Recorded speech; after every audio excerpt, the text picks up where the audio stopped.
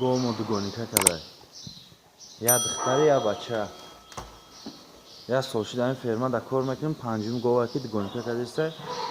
همش یا دختری یا بچه یا دختری یا بچه